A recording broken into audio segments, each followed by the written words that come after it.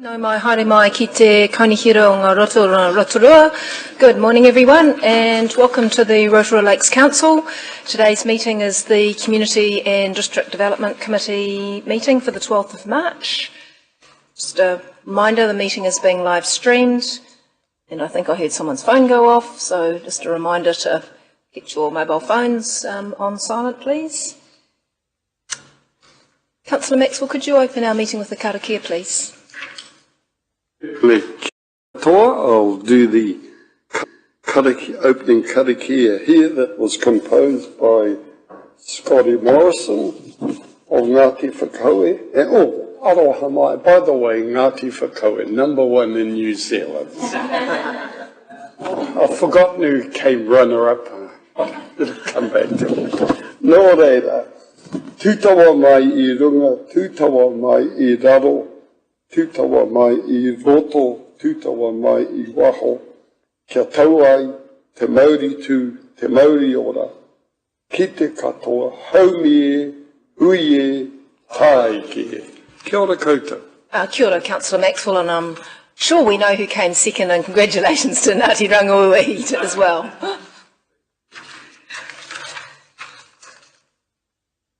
Apologies for lateness.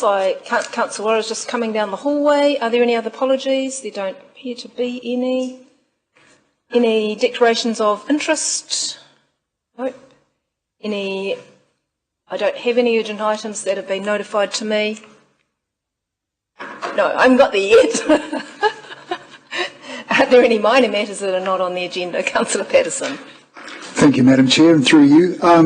I was contacted a few days ago with a rather alarming development that I was unaware of, seeking support from this council, not money or anything like that, just support.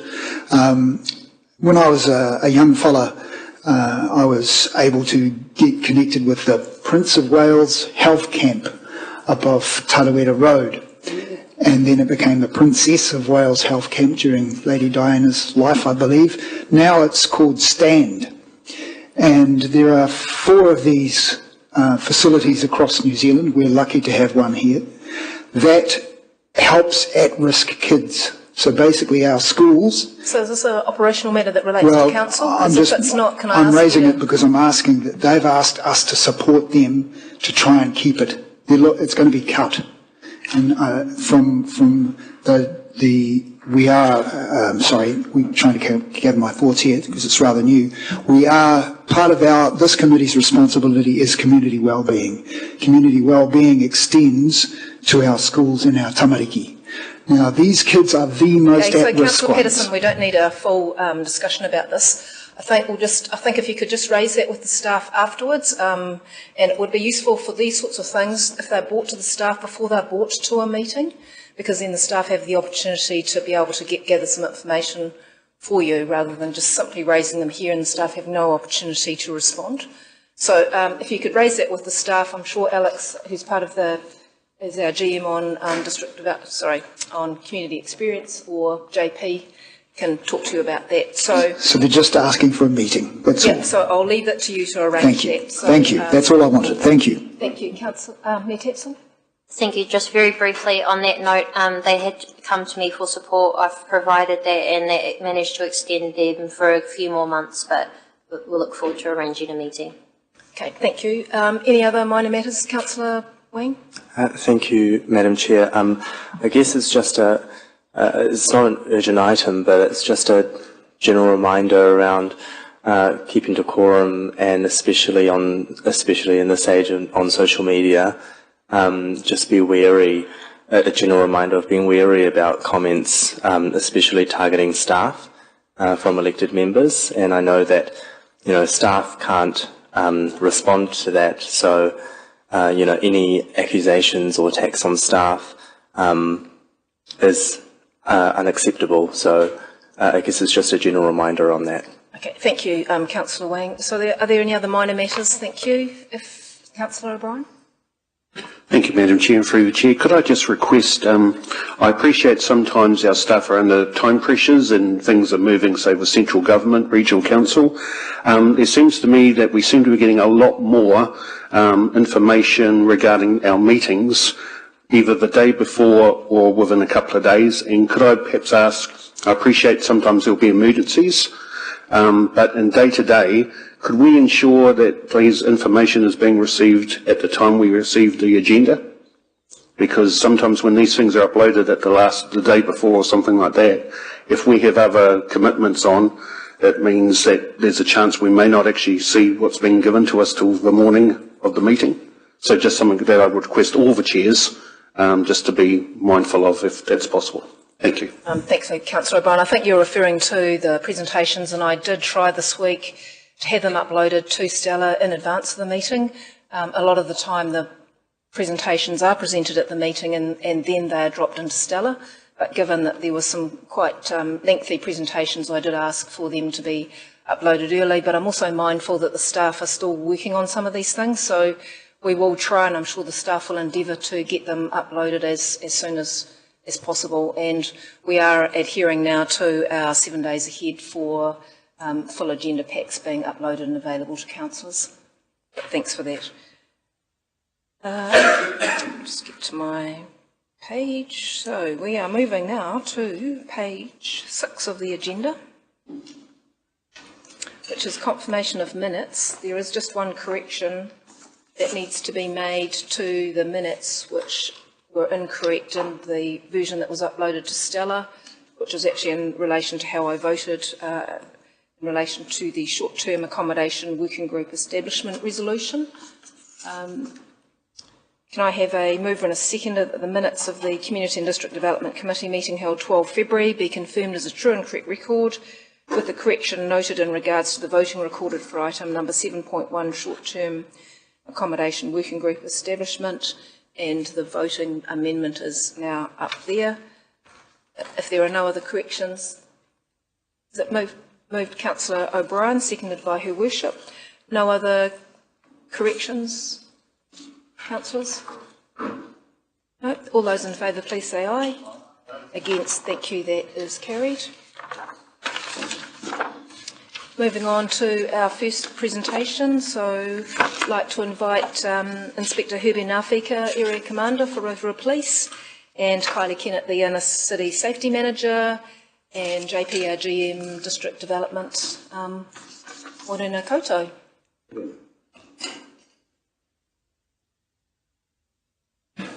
Morning everyone, and thank you very much. We'll move reasonably quickly through this, and I'd just like to acknowledge Herbie for joining us and being available to answer questions in support of this update. And just normally this would be Mihi Owen, who's the Department Manager, would be presenting, but today we've got Kylie Kennett with us for the first time.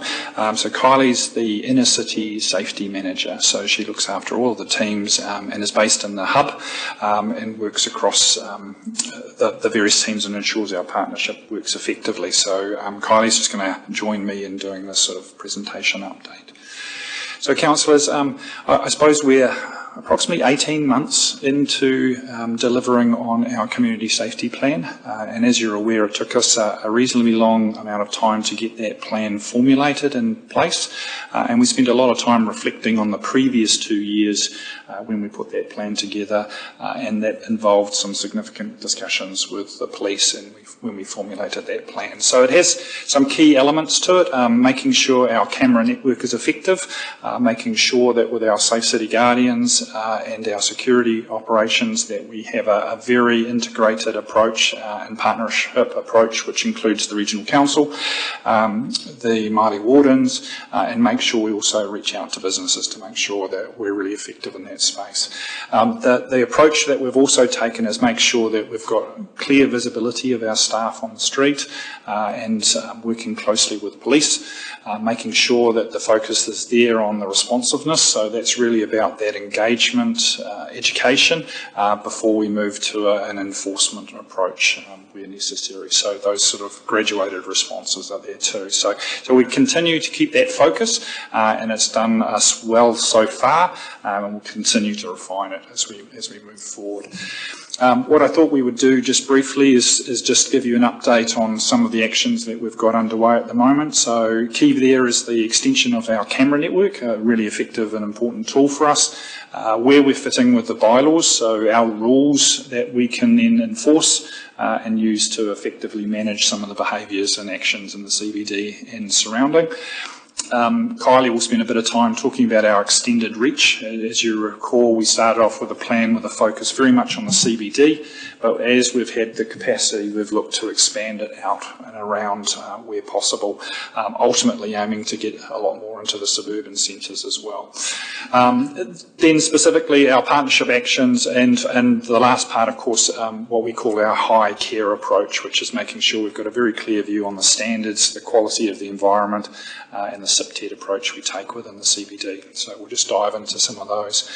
I think last update we gave you, we talked about we'd been working closely with the police and really making sure we took a technical approach to identifying where and how we should be optimising our camera network.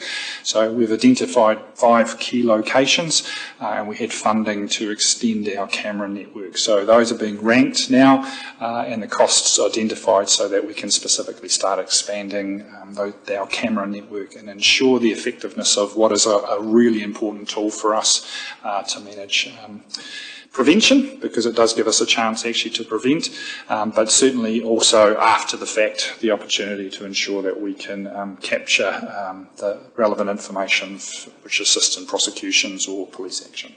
So that's working really effectively. I think previously we've also talked about a risk we had around NZTA's approach to cameras, and probably it's worth just mentioning that they were gifted to us. So as the NZTA has gone through a process of updating their cameras, their old cameras have been gifted to us to manage and to continue to operate. So that is a way of making sure our network has been maintained, and with this expansion we should see some increased impact from our camera network. Bylaws, obviously you're aware of the dog control one, and local alcohol policy is out currently. We are working closely with Mr. Kiek's team on the next tranche of bylaws to be adjusted, so footpath trading, traffic safety in the general bylaw. So some opportunities within the reviews of those bylaws just to make sure we're tightening up on our provisions and making sure we've got the focus to reduce harm and improve safety. So a really important tool, very much within the council swim lane, and gives us an opportunity then to say, hey, we've got the right rules to enforce moving forward. And I'll just hand across to Kylie now for the next couple of slides. Cool. Thank you, JP. So I'm just going to talk about our extending the reach and how we're going about doing that. So we've increased, I suppose, not necessarily our ability, but just issuing more trespass notices by tidying up our processes and getting the guardians to issue trespass notices by having approval by the CE to be able to do that for Rotorua Lakes Council properties and buildings and stuff like that. And then also because of our close relationship with the community constables within the CBD, working well with them and getting trespass notices issued. So we've done 16 since November last year, which is really good. We've got e-bikes. We've got a couple of e-bikes that the team is going to start using next week. So we've got them all serviced and ready to go. And that'll help us get into those areas where, I suppose like the Sulphur Point tracks all down there, that we know that tents around and people are camping within there. So, you know, our guardians walk probably 10 to 15 Ks a day. So to be able to mix up on the e-bikes, we'll just extend our reach and get us into places that we don't often go just because of the hardness of getting there. And then our foot patrol expansion, we're working really closely with Central Mall and getting an MOU to get us to do foot patrols in there, working really closely with their security provider. And that'll just open up the the sharing of knowledge, the sharing of intel, which will be really good, and then hopefully that'll extend us into Trade Central as well. And then dogs in the CBD, there are a lot. They're not allowed in here, and our guardians are logging dogs, every day in the CBD, and they encourage and educate people on that. And so we're just going to get some better signage up. We're just doing that at the moment, just so it is in places where people are entering, especially the lakefront. That's quite a problem down there. And then we're getting CCTV to be proactive, and if they see roaming dogs or anything like that, to report it to animal control and get the evidence potentially behind that of capturing images of dogs. So that's really good. And so then just our partnership action. So I think everyone's well aware of Operation Trolley. That came about through the education and encouragement of our graduated response being exhausted, as in we gave a lot of education and a lot of encouragement to people being in possession of the trolleys, and so it got to the point where police took a proactive approach, and Operation Trolley came about. Did you want to speak any more to that?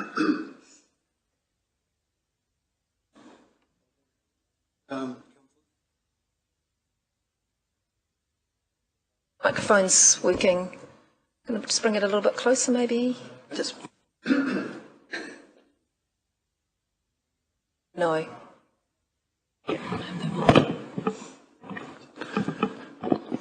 How about that? Morning, Dakota. Thank you for having me here along this morning to answer any questions around this. In regards to Operation Trolley, it's an interesting one, the fact that removing trolleys from our CBD created a lot of interest, but it was good.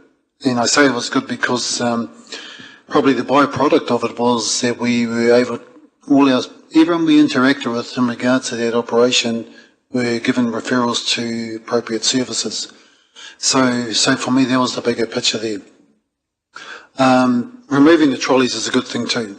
It's around, and this is something we spoke about when we first set up this partnership, was around making our city look clean and safe. And personally, when I see trolleys on the corner and just left there, and it doesn't give me that picture. So that was one of the good things around it. But the bigger picture, obviously, around, especially with our social issues, and that is, what it did was raising awareness again around our homeless community, around our vulnerable community there. And it instigated some action by Feed the People group. I commend it.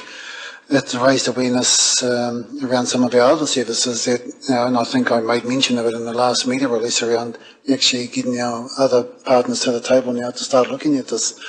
What we've found over the summer, and the stats will reflect this, I suppose, as we move forward, is there has been an increase in some of our activity around the CBD in terms of offences, and probably the one thing I will say to that is probably because there's been an increased visibility from our vulnerable community in our CBD again. And a couple of things around there we can talk to is, as a result of the clearing of all the buildings down opposite Countdown there, which had to be done because there was a danger in itself. Once that's been cleared out, it has displaced a lot of that cohort. And now, as we can see in town, they're a lot more visible. Some of them are back on the traffic islands again. And I say that they know what they're doing because just last Thursday, I pulled up to their traffic light, and the young girl saw me sitting there with her sign. As soon as she saw me, she shut her sign down, got up and started walking off. So, and I don't say that just to say, the police are here, but they actually know what they're doing in some cases. Those who needed the referrals, like I said, all were offered a referral for support. Some of them took it up, some of them didn't. And so that's a continual work on for us, and I say us because it is it needs to be done with all our partners supporting them. I also know some of them do have accommodation, but they prefer lifestyle that they do. So that tells us now, as a community, we've still got a lot of work to do around this, and it's not going to be, there is no one silver bullet for it, it's going to be ongoing. So, as we'll see, sometimes our stats can say anything we want, but they'll fluctuate at times, we'll have good periods, then there'll be blips, which is a good thing, because it tells us that actually we haven't got it quite right here as well, so we need to keep working on it. So, sorry if I've gone off the topic around the actual trolley itself, but the bigger picture is around keeping our community, our CBD safe and looking safe as well. So, sorry.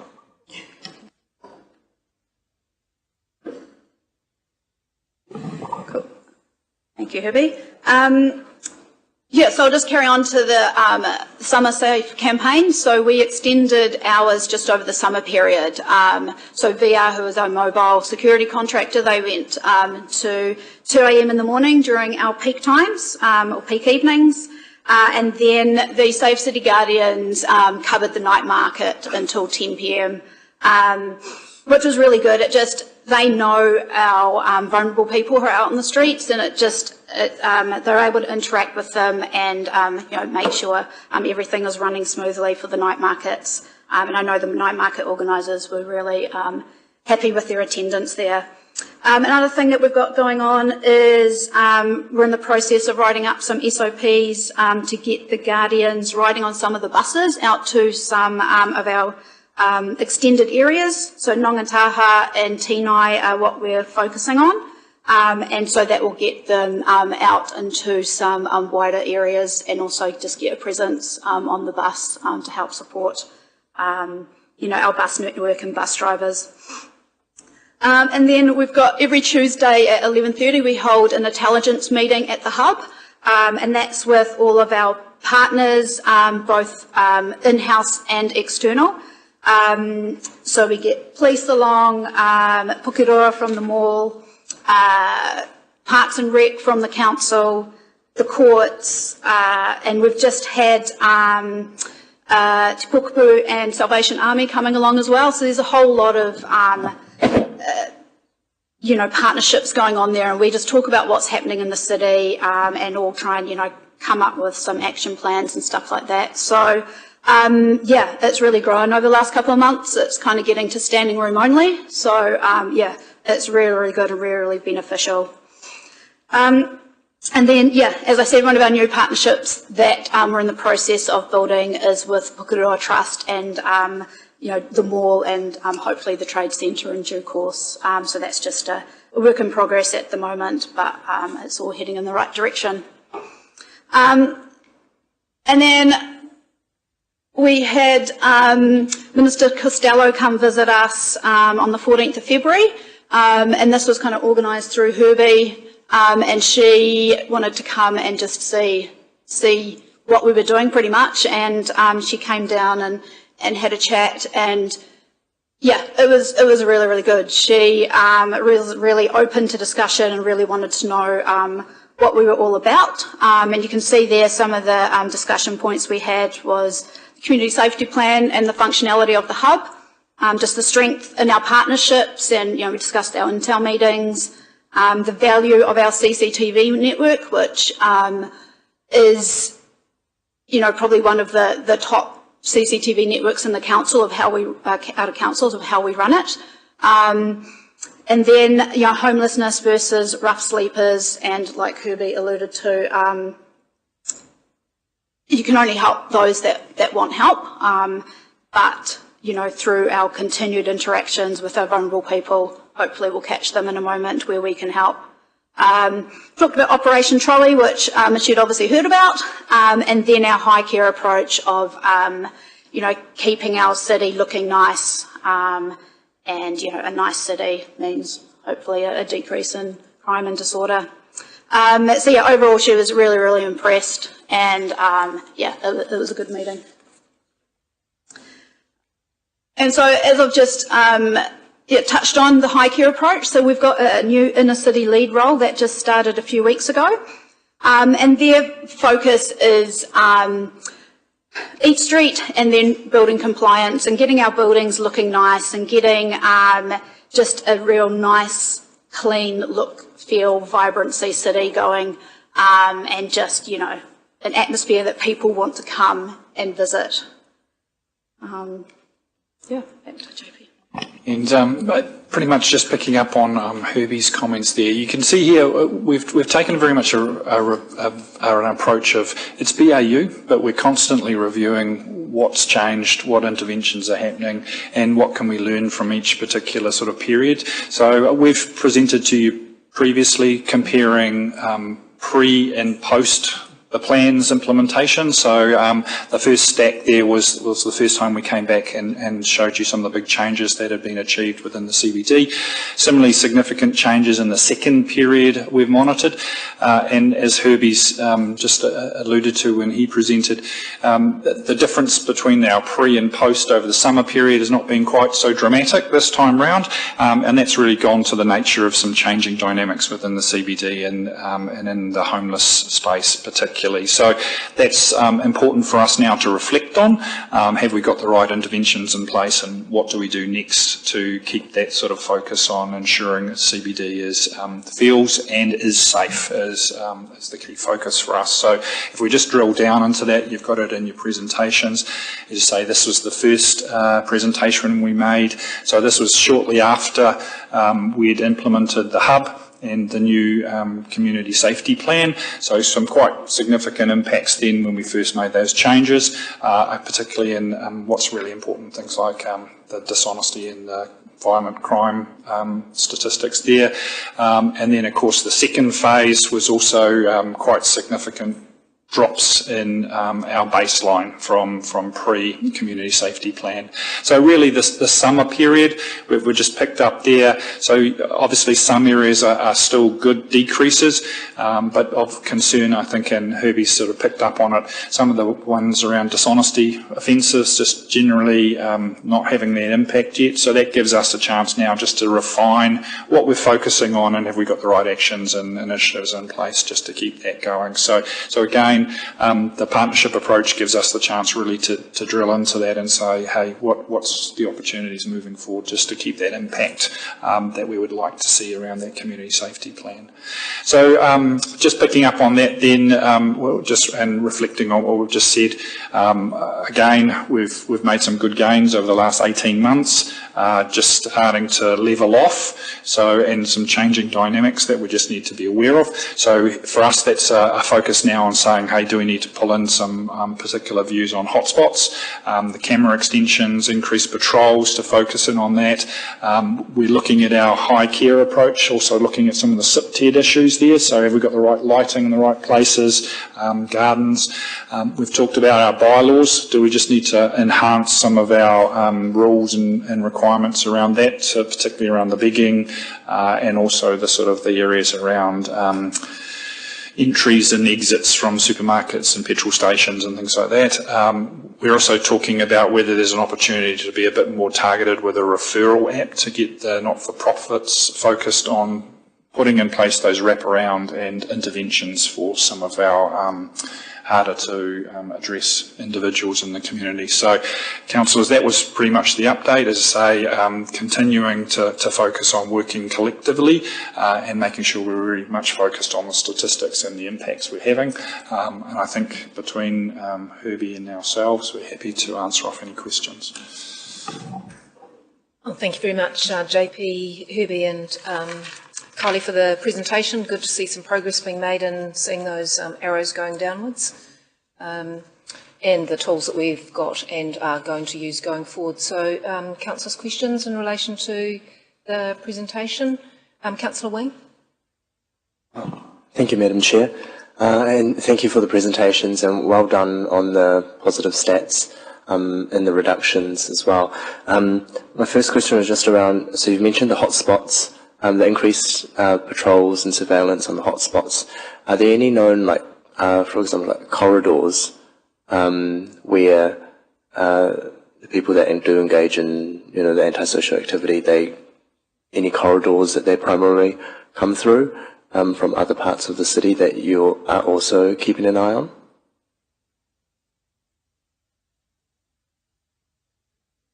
I suppose not corridors as such.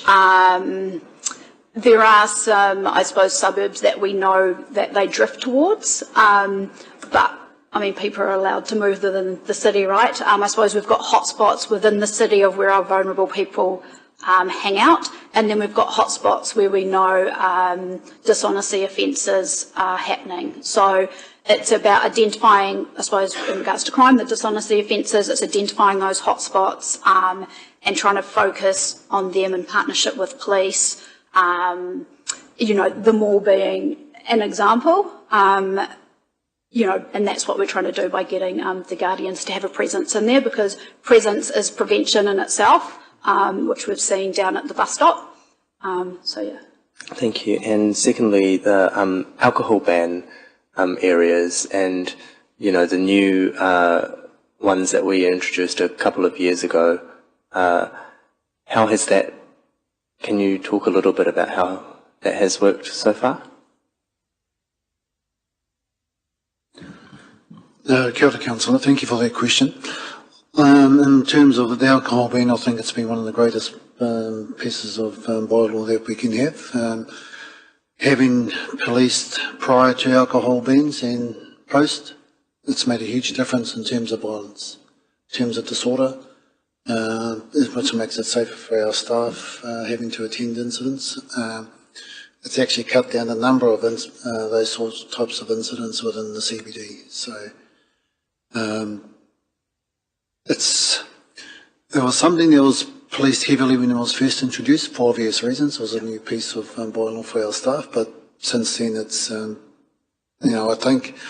think the message is quite clear in the community that, for those who do breach it, which are very few, I would say most of them would be people from out of town that probably aren't aware of it, that it's in place, but for our community, the majority know it's in effect, and those who do breach it will know that it gets dealt with. And it can be simple as just, hey, give me that, tip it out. There's a ban here. Thank you. And finally, just on the dog control bylaw, so you had some of the numbers of the 113 dogs identified and reported in the CBD, I guess, over the summer period. Do you have the numbers of, I guess, whether or not they're menacing dogs, classified menacing dogs, or any others? We haven't got it immediately, but yes, that is normally collected. I think with our progress report, we'll come back at a subsequent month to give you a bit more of a progress report on the animal control and other regulatory services. And within that, we'll give you sort of a better picture of how we're going in that animal control space. And I think for us, it was really important during that bylaw review to hear from the community about the concerns they have for their safety around dogs. It's actually one of the most significant concerns in our suburbs around roaming dogs. So it's a really important arm to us making sure our community feels safe. So again, it's just sort of integration of our services. So yes, I can make sure we've got that in detail for the next report. Thank you very much. Thank you, Councillor Wang, and also just to drawing attention around the alcohol ban, the licensing alcohol policy is currently out for submission, so information is online and people can make a submission to that process. Councillor O'Brien. Thank you, Madam Chair, and through the Chair, thank you all very much, and thank you for your attendance today, Herbie. My first question to Herbie is, thank you. Could you please pass on our appreciation to Tony in your community policing? That guy's an unsung hero as far as I'm concerned, and if we could, I'd give him the key to the city for all the hard work he does. Could I ask on community policing itself, how much, what could council do to try and get more support there for you?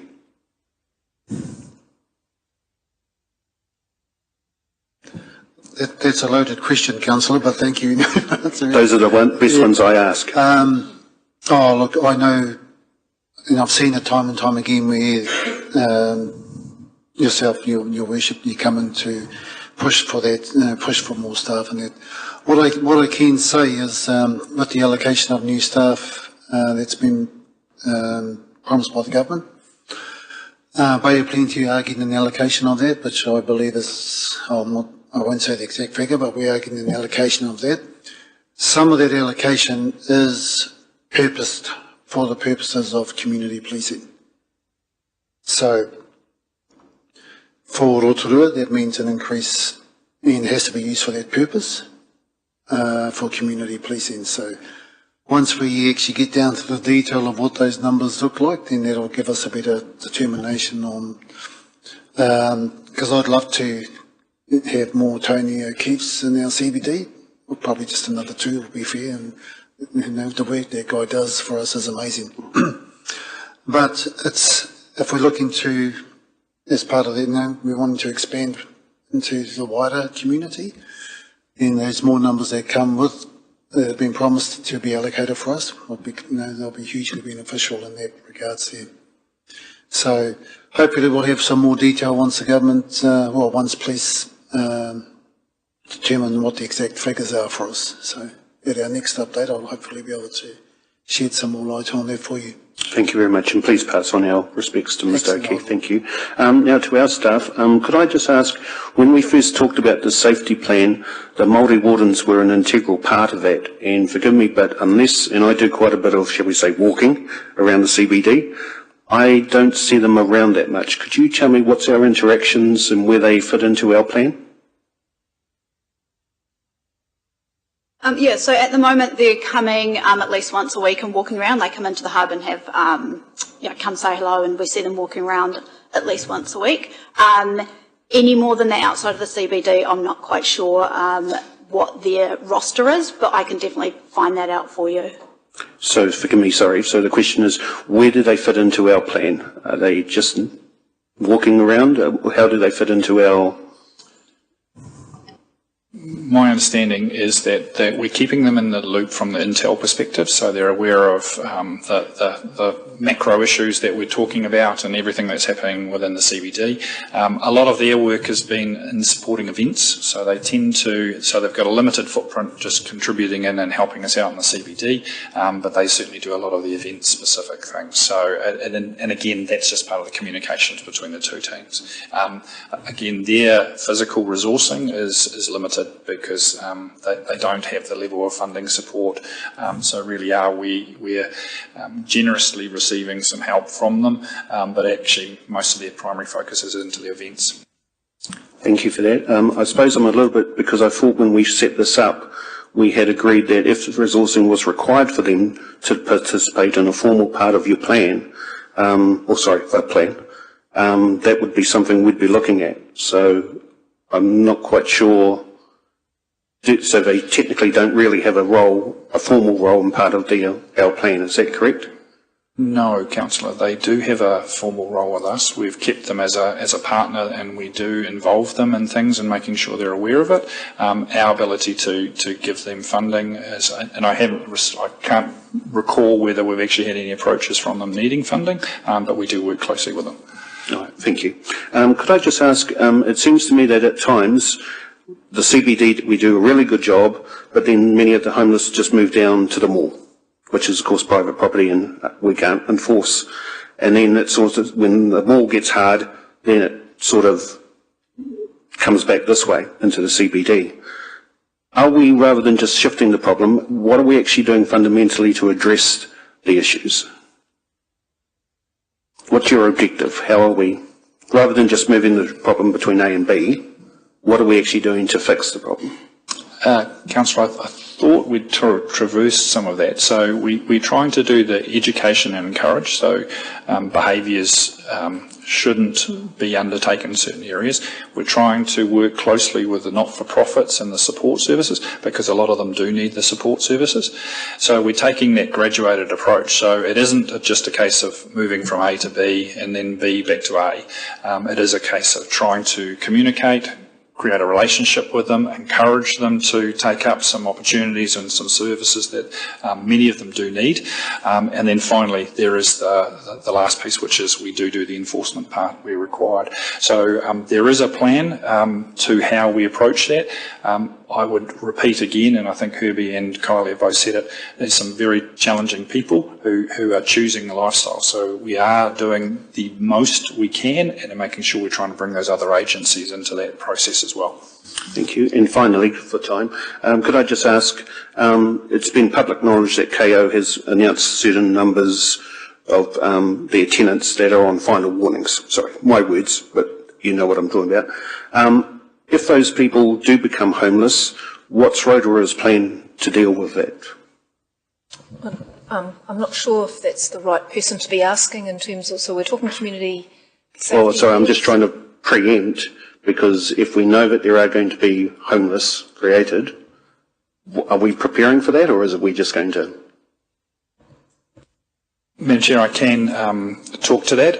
Yes, there is discussions underway. So those individuals who have been identified in that space, it's been communicated to the support agencies and to MSD. So everyone is aware of the potentials that are at risk, with the intention that there should be an intervention before a home is lost, or a home options should be traversed before we see the worst case scenario, which it comes back into a conversation that we're facing, which is on the street. So there is a significant amount of awareness about the numbers and attempting to head off that discussion between the agencies before it occurs. Thank you, Madam Chair. Could I just ask, I do have a question for Mr. Gaston, but with your permission, could I save that for the confidential part of today's meeting? Sure. Thank you very much. Councillor Maxwell then? Thanks very much for your presentation. Mihi kia koutou. Are you able to inform me or us, if you can, on the update on some of the what I've been hearing on the closing hours for bars and things like that? Are you in that position to be able to help? I think Her Worship mentioned that we are in consultations around our local alcohol policy, which does have the hours of operation as a topic for conversation. So, and separate to that, obviously, any bar has to apply for its licence. So that's where that space is currently.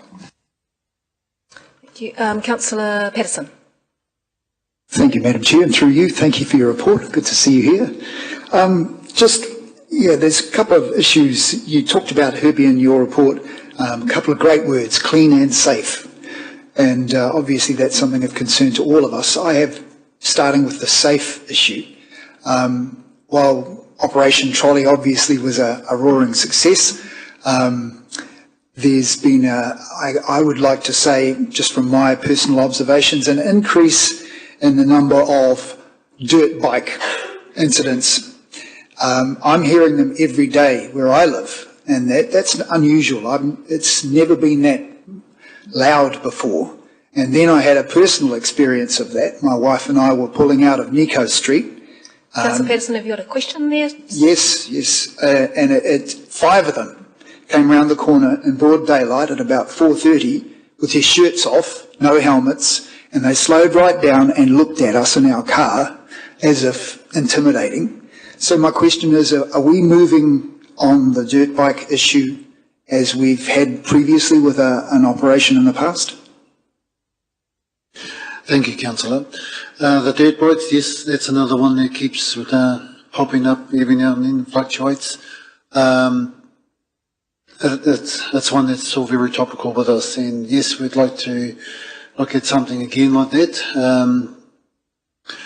It will be happening, but I won't say when. Can't wait. But I'm very mindful around that sort of stuff because, like you're right, when they're riding in groups like that, it can have that effect.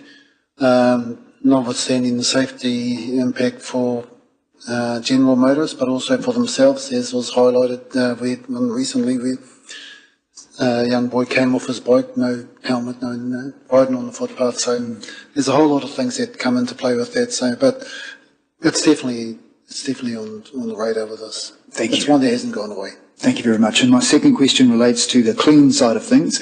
Had some images shared with me the other day of graffiti down in the Glenholme area. And then we've got that wonderful Welcome to Rotorua sign all the way along Tenai Road with the backs of those buildings. I saw firsthand what happens when you ignore that, and it just spreads like a cancer.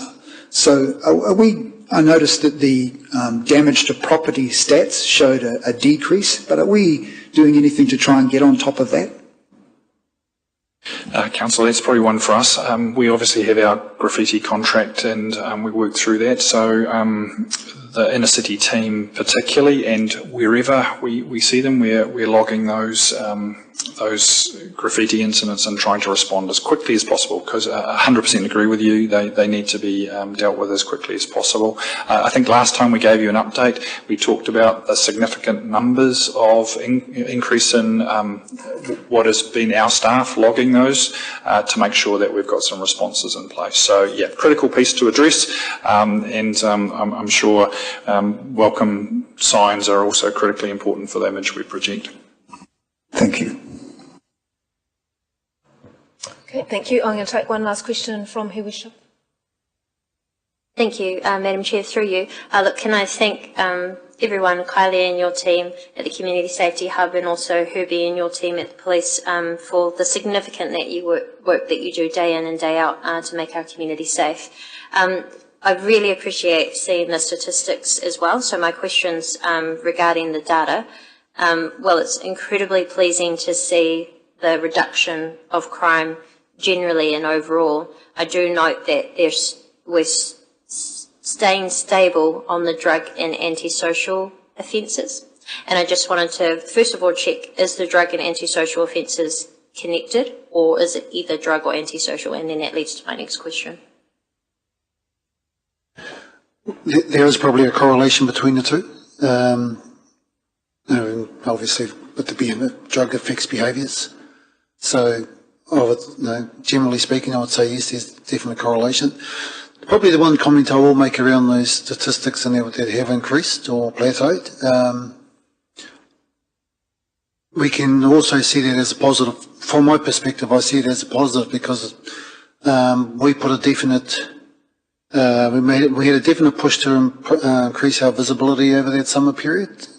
With the foot patrols, with our community teams working different shifts, weekends, late shifts. So, with that increased visibility comes increased engagement, increased reporting, and as a result of that, I've had feedback come back through the community teams from some of our retailers asking what's going on in our CBD. And it was around a positive. And this one particular retailer, he hasn't sort of been a fan of ours over the years, but his last comment to my staff was, whatever you guys are doing, keep it up. And I don't mean for our staff, but I mean for the whole, with the our Safe City Guard. That. So, look, I think, and like I said earlier, those increases, if I look at it in a positive way, it still tells us we've got a lot of work to do here. Are we still actually in the right places at the right times? I know our essential mall is a big work on, and that's certainly something we are looking at. That's a focus for us this year, for the police rather.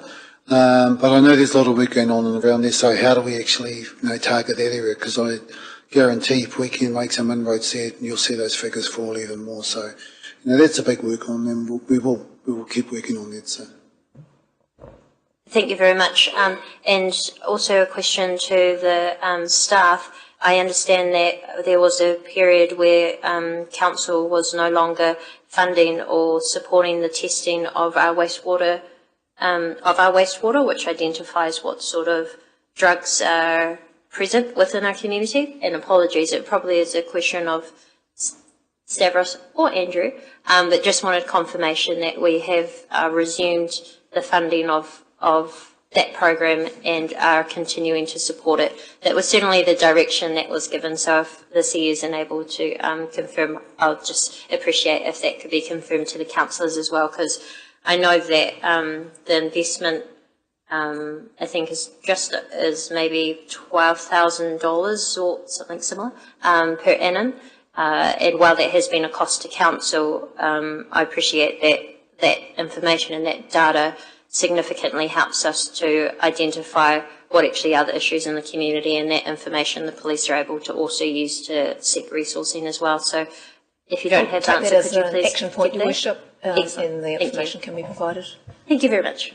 Thank you. I did say that was the last question, but if you make it quick, Councillor Waru, because I'm mindful that we do need to finish on time because we do have another workshop starting this afternoon.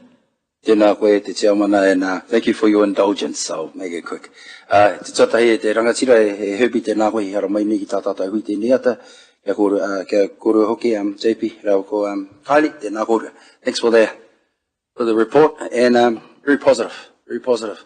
I guess my question is pretty simple really, is before the plan was implemented, there was, we didn't have the guardians as we do now, and there was significant resource used to implement things. And that time, it seems that we've actually really improved our situation, not only in terms of the community, but and the safety, but also in terms of our investment in our finance. Are you able to expand a little bit on that for us, please? Probably very quickly, councillors, because I'm conscious of time. We took a lot of time to analyse the interventions we were undertaking in the 2 years prior to implementing the plan with you, and we've been very focused on making sure that strategically we were clear on the integrated approach and the expectations around the results. So I think we're getting better results for less money with more coverage. That sounds pretty good to me. Kānui te mihi, and from a Pukeroa point of view too, we're very happy to have council on side and working to even improve further what's happening. Kia ora. Thank you very much. Can I thank you very much, Herbie and Kylie and JP, for the presentation. Homelessness, dirt bikes, they're a national issue, not just something that we're dealing with in Rotorua. But I think we're making really good progress, as you can see from the presentation that we've had this morning, in trying to address these issues to make Rotorua a safer community for all of us. So thank you very much for the presentation. Thank you. Councillors, we're going to move now to the Rotorua NZ presentation. So can I ask for a mover and a seconder to receive the quarterly report? Thank you, Councillor Brown and Councillor Patterson.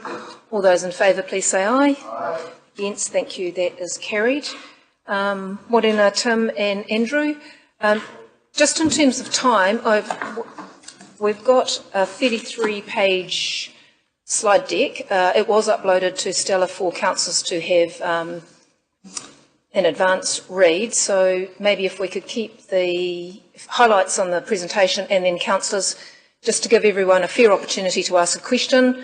Think of your top one question, and then we'll go around and we'll see if we get there. I would like to finish this discussion by no later than 11 o'clock, because we will need to take a break before we do the confidential section, and then we will need to break before we start the workshop this afternoon with the Regional Council.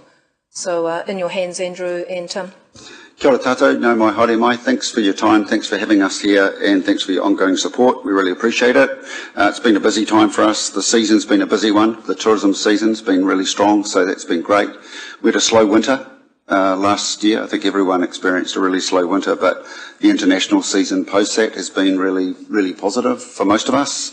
It's not the same for everybody, but it's pretty much widespread throughout the district, so I think we can we're seeing some benefit of that. Going forward, the winter season ahead's looking tough again. The domestic recession still plays out, and so demand from corporates for things like conferencing is tight, and we've got obviously we've got to keep our share of voice in the marketplace, ensuring that Rotorua, in the Auckland market at least, has got a really strong presence. We've been busy with the integration of Howard Morrison Centre and the event centre into our operation. That's kept Andrew awake at night and meant that he couldn't come to China with us, not just his leg.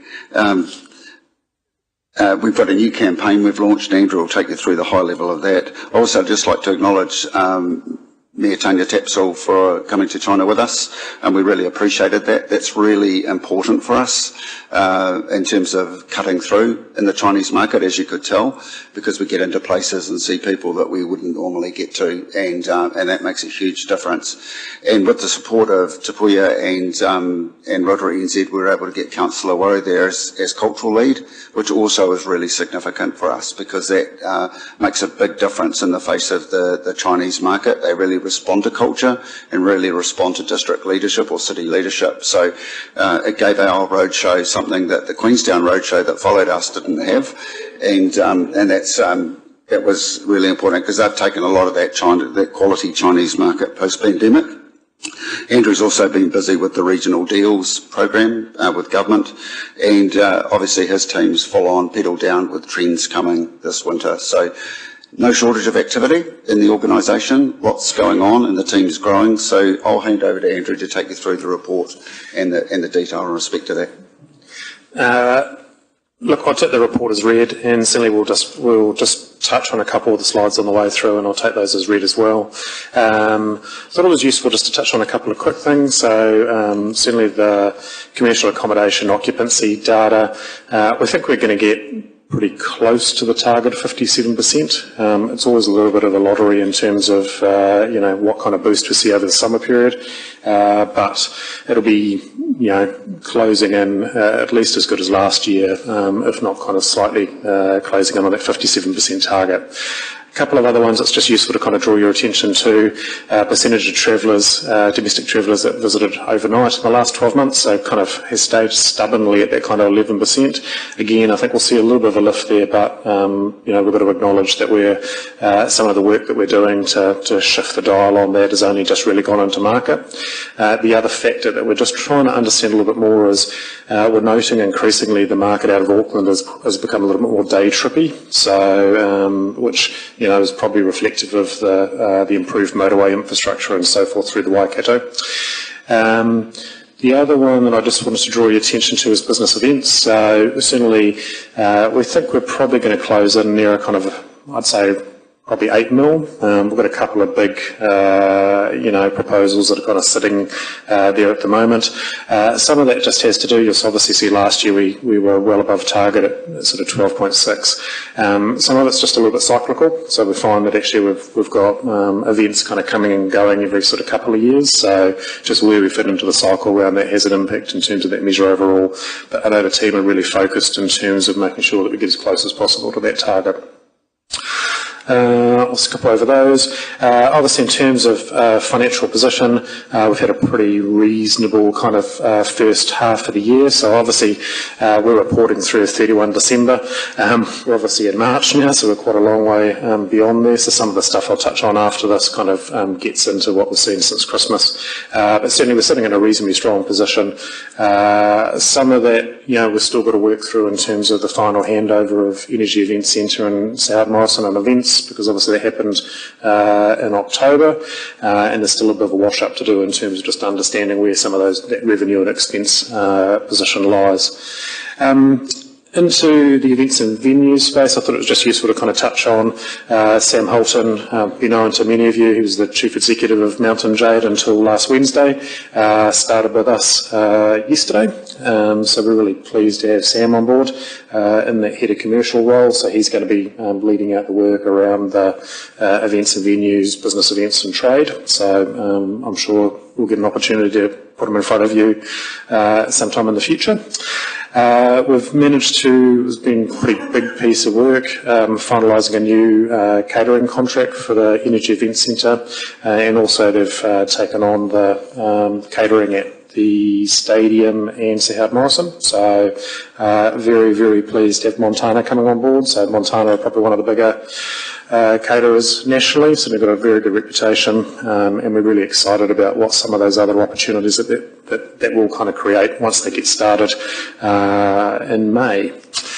Lots of event activity on over that period, so I won't kind of bore you with that, but again we've had a reasonably kind of busy period, both in terms of the venues but also the major event space. I've given you a couple of event just some reflections in terms of how a couple of major events that have occurred over that period have gone. So Waka 100, there's a bit of data in there around how that performed, and also the Tarawera Ultra. Just wanted to kind of highlight that. We will be returning back to Council in May, so I think back to this committee with a paper on the event, I guess the performance framework for that, and also the event investment framework, so that's been currently worked on. But what we wanted to try and give you a bit of a sense of is, these major events in particular do turn the dial. Certainly when you look at something like Tarawera Ultra, we can really see that starting to come through in terms of our own internal data sets around the number of, both domestic and international visitors that drives into town. So you can expect to see that, certainly from a KPI and an investment perspective, we're going to be really orientated around visitors in town, the bed nights that generates, and then a little bit more sophistication around how we look at the brand and marketing value. There's a bit of a request just to kind of touch on how's summer gone. So obviously, we're pretty keen to kind of acknowledge that it has been a pretty reasonable summer. Certainly, when we look at all the metrics, we've performed ahead of the national benchmarks, which is really pleasing. Certainly, really solid kind of international results there. So international card spend, which is just what you kind of see when you go into a retailer with their credit cards out, spending money. Is certainly up 8% over the same period last year, which was really positive. And domestic card spend has probably bucked a little bit of the trend nationally, and we've actually seen a bit of an increase there as well. When we look at the visitor numbers, again, we've also seen kind of solid growth, particularly around the international visitor numbers that are up sort of 26%. But you get a bit of a disconnect between some of these data points because obviously there's a lot of other ways that international visitors spend money in town. So the card data we show you is only part of the picture, and we're waiting for the complete data sets to be restarted by MB, hopefully middle of the year, which will give a more complete view about overall visitor expenditure. Also really pleasing to see what's happened with the hotels. So certainly when we look at that kind of summer period for hotels, again, we've really bucked some of the national trends. We've seen really good improvements in terms of ADR, which is average daily room rate, and RevPAR, which is revenue per available room, bit of a mouthful. But occupancy certainly is sort of up at sort of 80% over that period, which is really positive. You can kind of see in that little bottom right-hand corner there the comparison with the overall kind of national results. This is the looks across all commercial accommodation. Again, we're seeing sort of increases across the board there. And then when we look into that kind of holiday home rental market, numbers are kind of they've kind of stabilised out. I think if anything, we saw some increases back into the market over that period. We've certainly seen bookings continue to climb. And again, pleasingly, we've seen ADR and RevPAR up for those properties as well. I would say, we've got to remember that that's in the backdrop of actually seeing quite a lift in terms of our overall capacity in the commercial accommodation sector, because we've obviously seen a large number of rooms re-enter the market. We've also had a big domestic campaign that launched on the 17th of Feb. It's going to be in market until the kind of end of March, which is inviting quite specifically Aucklanders to come on a road trip. So we've had a lot of really positive press on it. We've had really strong engagement with all the content. I'm sure many of you will have seen the launch video, but probably what you won't see as a local is all of the out of home visual stuff that's on in Auckland at the moment.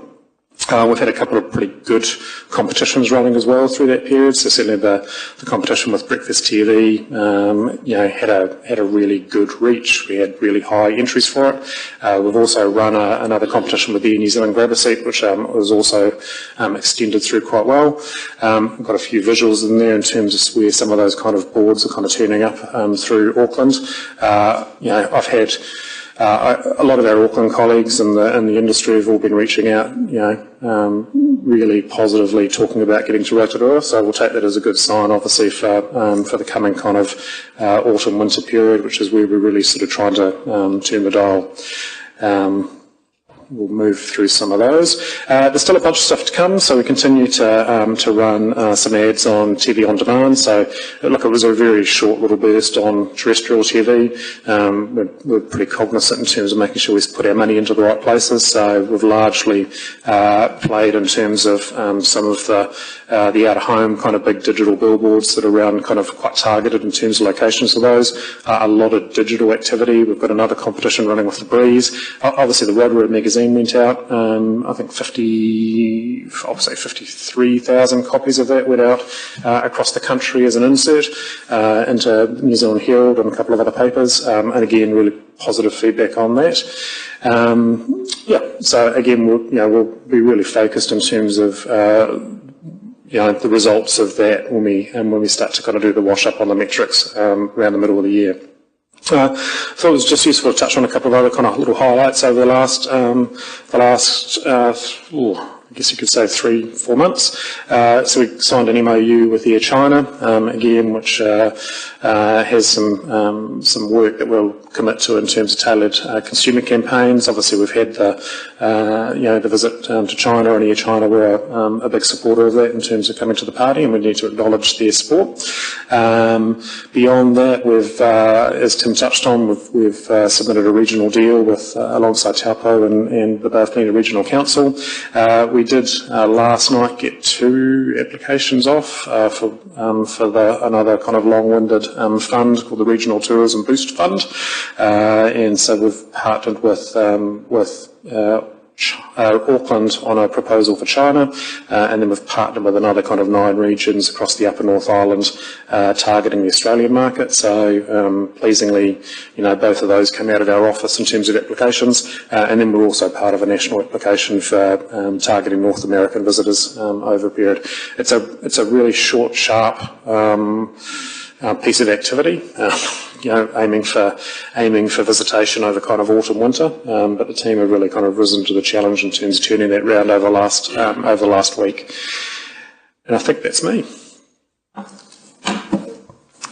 Thank you very much, Tim and Andrew, for really quick whiz through that presentation. It just shows you the amount of work that the team has been doing. So, councillors, given that there's so much material in there, we'll just take your top question and then we'll go around just to give everyone the opportunity to ask a question. Councillor Maxwell, followed by Councillor Patterson. Thank you, Madam Chair. Touched on the domestic market, can I say, and the television ads and everything, whilst we're at the very successful Te Matatini in New Plymouth recently, a lot of people were commenting on it down there. They were asking me, is the mayor here at the event? And I said, no, she's promoting Rotorua over in China. But so good feedback. But also, Tim, can I acknowledge the mahi that Te Puia is putting into this major New Zealand event. I know that it was very challenging for the people to put up the maho, the carved things and that, but they got it done and it was shown around whole of Aotearoa and New Zealand. So acknowledge your General Manager at IAN Kaumātua, Dr. Keen Kennedy down there.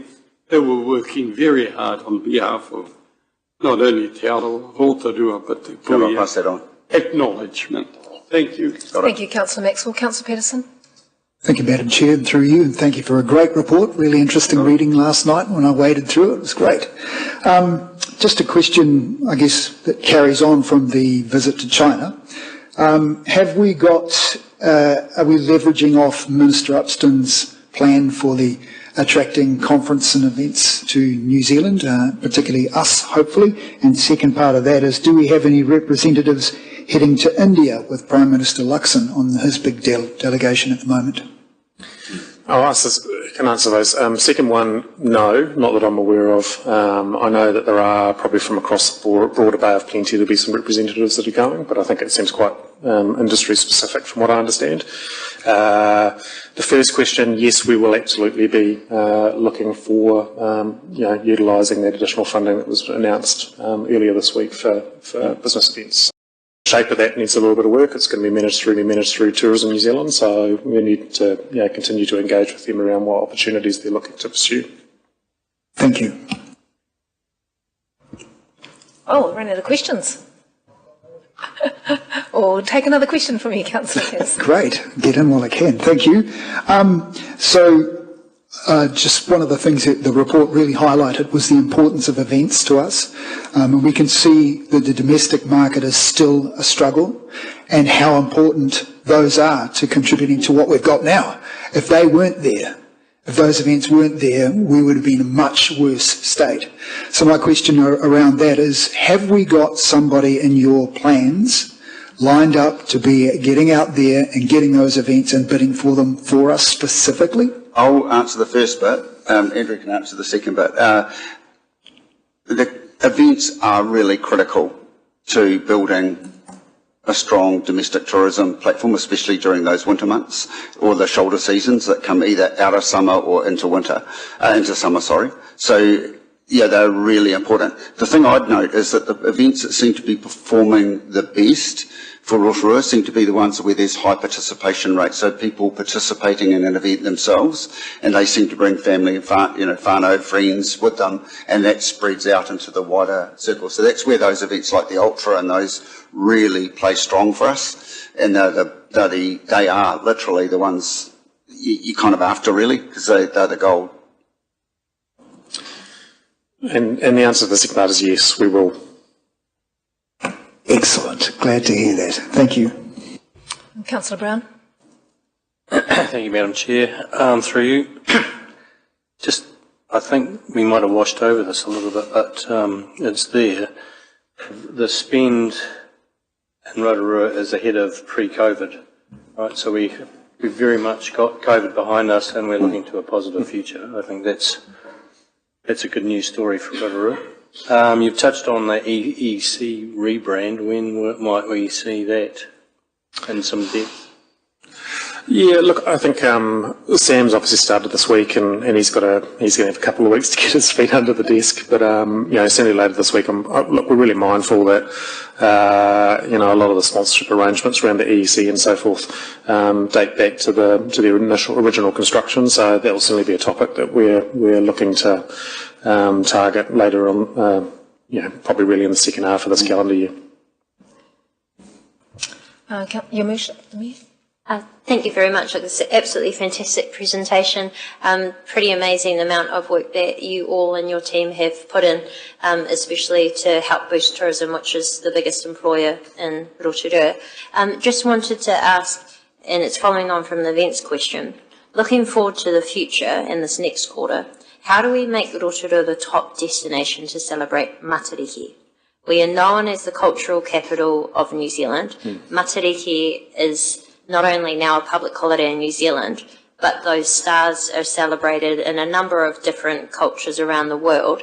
How do we attract not only domestic but also international visitors to here in Rotorua and really make Matariki worldwide known and Rotorua the place to be to celebrate it? Are there any thoughts? Because I know that Matariki will be upon us very quickly. Yeah, look, we have been doing some work in that space. I think acknowledging that to do it well and to do it properly is going to take a little bit of time. So I think we're realistically looking out towards 2026 to try and put something more significant in place. Notwithstanding that, I think there is a good collection of events actually coalescing for this Matariki this year. So I'm pretty confident actually we're gonna shine on the national stage. We've got whether it's between the drone show, we have a Tohunga Tūmai which is coming into town, which is will be a big dinner event down at the Energy Event Centre, which we're really looking forward to hosting, and a couple of other things that are kind of waiting in the wings. I'm pretty confident we're going to have a good proposition this year as well. We certainly at Te Pui are looking to significantly amp up our investment in that area. We've done it for the last few years, but we're on a trajectory to invest quite a significant amount of resource into new activities and things that we can present, probably to the domestic market first, and then onwards from there to the international markets beyond that. But we're trying to look at Matariki not just as one weekend or one thing. We're trying to look at it as a winter period, because that's where we need to create the interest across a broader spectrum of time. Thank you very much. think I had Councillor Watto, was it? You had a question? Yes, tēnā koe te chairman o te rā tātou katoa. Pero Tim, thank you for the awesome report. Positive stuff.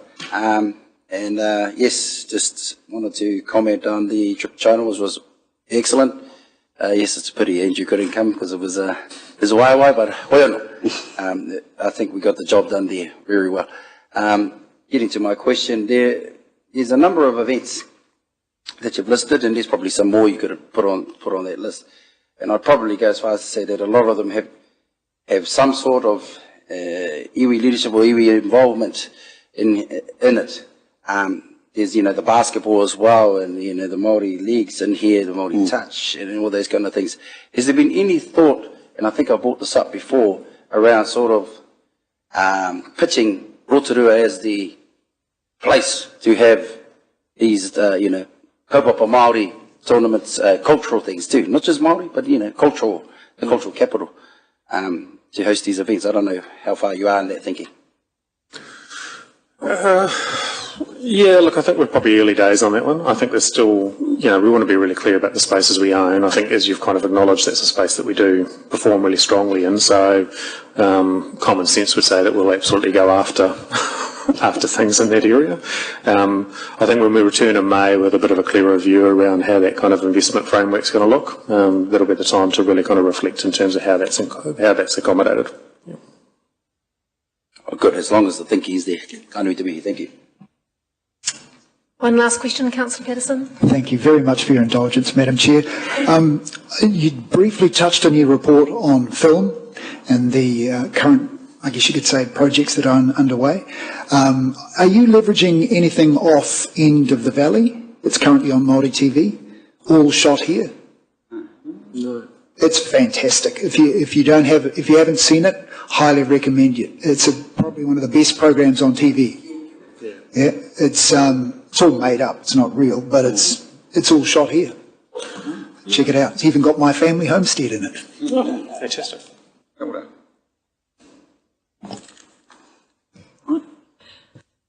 All right, thank you very much, councillors. That is a really good discussion. Thank you very much, Tim and Andrew, for the significant amount of work that you've done.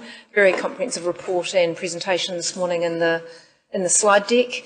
Also, congratulations, and we need to keep going forward like this. Those financial results are excellent. I know that's only to December, but looking forward to seeing those full financial year-end results showing a very positive result for Rotorua NZ. And looking forward to seeing what's going to happen down at the Energy Event Centre, given that we've got trends coming, and congratulations on the new caterer. So, thank you. Councillors, I think that brings us to the end of the...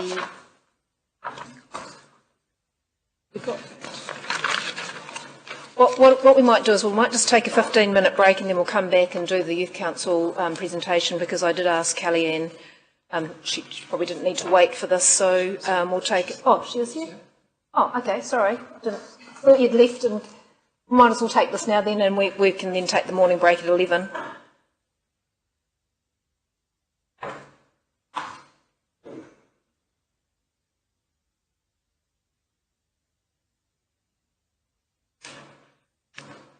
Now, morena Alex and Kellyanne, and welcome, Alex, to your first time in the hot seat. Thank you, Madam Chair, and through you. The purpose of the report is to provide an update of the Youth Council program. We wanted to take the opportunity not just to give you an update of what we've been up to over the last couple of months, but also present the program for the next 10 months for our councillors and our youth councillors, and to introduce them to you, so their bios are attached to your report. I will pass over to Kellyanne. She'll speak through the main points of the report in front of you, and we're here to answer any questions. Thank you. Okay, before I hand over to Kellyanne, I just need a move and a second to receive the Youth Council report update. Thank you, Councillor Maxwell and Councillor Wing. All those in favour, please say aye. Against, thank you, that is carried. And welcome, Kellyanne. Kia ora, Madam Chair, thank you for having me this morning. So Youth Council 2025 has kicked off. Thank you first and foremost to the elected members who were in attendance at the Youth Council pōhere on the 31st of January. Your attendance and support really elevated the occasion, made it feel really special for our youth councillors and their whānau, no doubt. You have the report in in your agenda papers. I'll attempt to summarise key points without asking you to suck eggs. Again, the purpose of the Youth Council has been to provide young people with opportunities to learn about and actively participate in their local government, to develop their advocacy skills, to advocate for youth-related issues, policies and programs that benefit the community, to foster personal and leadership development, and to learn collaborative methods of engagement with local government officials and community stakeholders. There are two components to the Youth Council program, one which is preparation and planning, and the other which is the delivery. Preparation and planning takes account of the review from last year, and adaptations or evolutions to the program are developed and included. One significant adaptation has been the inclusion of a weekend noho marae at the very beginning of the term. This is to provide an intensive induction so that they have the chance to get to know each other really quickly, develop their shared group values and expectations, and establish group cohesion quickly. That was something that we observed, and that they provided feedback as well, is that the group took so long to really get to know each other last year and feel confident to share their views. So that group cohesion and that confidence to speak up has been really important for them from the beginning, from the outset. We infused that noho marae with some uniquely Rotorua experiences, thanks to the support of local businesses, Te Puia and the Redwoods Altitude Experience, and they experienced some quintessential noho marae experiences. We want to thank again elected member Rawiri Waru, who gave up his time to give a bit of a kōrero about Te Aroha history throughout that week, during that weekend as well. So it was a big weekend. Youth councillors chose to sacrifice some big kaupapa in their lives to be there. It had a wonderful impact on the group, and we were all really exhausted by the end of it. Thank you to Councillor Barker as well for attending the dinner. So that's all from me. Any questions? Thank you very much, Kellyanne and Alex. Any questions? Otherwise, there is just a very short recommendation, which was actually subject of the paper, and you've seen the comprehensive bios of each of the councillors. Each of the Youth Council members in there. Councillor Maxwell and Peterson. Thank you very much. Thank you, Kellyanne, for the report on the youth. I was really pleased I was at that, Paul Heady. It was really a good way to start everything and to start your wānanga weekend. And then over supper, we talked about possibly try and encourage more from the kura kaupapa schools, Te Kura o Te Koutu, Rua Matai and everything. And I looked upon that as some of our responsibility to get along. So I did follow up with some of the principals and the people there. The question is, have any made any contact back to you at all? No, but it might be a bit early in the program. We have invited, we did have this Monday past, we had our first youth forum, so the Youth Council hosted a youth forum so that we could facilitate a session around the local alcohol policy. So invitations have started to go out to some of those, out to kura and things as well. We haven't yet had uptake, but we can follow that up, for future forums. Thank you. Councillor Patterson. Thank you, Madam Chair. Thank you for your report. My question, I guess, is probably what I didn't see in the report. As elected members, we're often things brought to our attention that we'd rather not be brought to our attention, but need to be dealt with. As youth councillors, they have connections to part of the community that many of us don't. Is there any way that they can be a conduit to us about things that they no doubt are hearing about in their day-to-day lives in their schools as representatives of their school colleagues, particularly the recent suicide issues that have been happening, very, very tragic. I was presented with some confronting information of the recent Tātou Pōnamu hui, which really opened my eyes to what's going on, and I'm just thinking that they would probably even have a better idea than what we do. So if there's an opportunity for them to feed back on anything that they believe we need to know about, is that possible? I guess there is a program of work that is co-developed with them and ourselves as the facilitators. So we present them with a range of opportunities to feedback. There's definitely things that the council have asked to gain youth council perspective on. So we lock those into their program. As for other things, there's definitely ways we could probably build that into the program, and we would probably work through your council representatives, the mayor and Councillor Wang, to work out what that looks like. But I don't see any reason why not. Okay, thank you. Thank you. Councillor Waru? Tēnā koe. E te tiamana tēnā horua. Yes, just wanted to make a comment really around the wānanga. I thought it was great. Good start. I think the best way to get people working in a team straight away is a wānanga.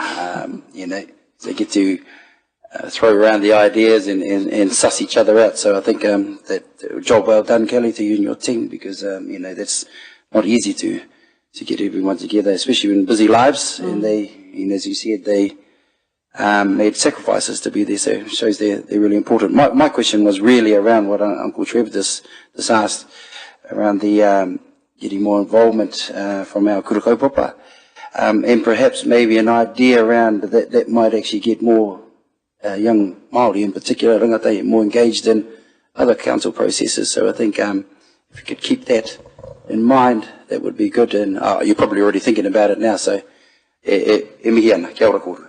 Okay, thank you, Councillor Waru. Councillor Barker? Thank you, Madam Chair. Thank you, Kellyanne and your team. It was a pleasure to attend not only the pōhiri but also the dinner. And I just want to thank the staff that were there with you, that prepared the food with the young ones. The Youth Council members from the past that were there, as well as the ones that were new, both commented on the fact that opportunity to get to know each other first was really valuable. So, well done to the team. That was a great innovation from that perspective. I just noticed in your report that you mentioned you're going to have twice as many meetings this year. So that'll be a challenge to your team, I imagine.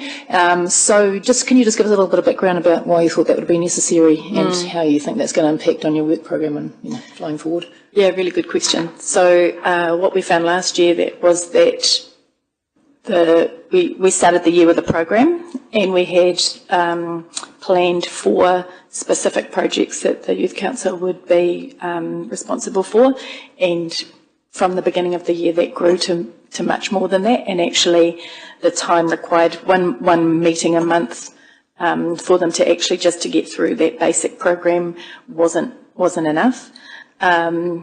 They did need time to wānanga and workshop and work through what their thoughts were, and over and above just one meeting. So the program has initiated, in addition to the monthly meeting, that they would have a monthly, on a rotation, a monthly workshop following the meeting. So that just gives them that time and space. They've been split up into, similar to a committee setting, they've been split up into working groups so that each working group can work on specific longer-term projects for the year. Yeah. Thank you. Okay, thank you very much, councillors. Given there is one recommendation in the minutes, which is that the Community and District Development Committee note the Youth Council 2025 appointments. There is a significant list with photos and their bios. I think that's been moved by Councillor Waru, seconded by Councillor Wang as the Youth Council representative. Is there any discussion on this? It's fairly straightforward. No? All those in favour, please say aye. Aye. Against, thank you, that is carried. Thank you, councillors. Thanks. We'll take now a 15-minute break until 11:15 and then come back and finish the meeting. Thank you.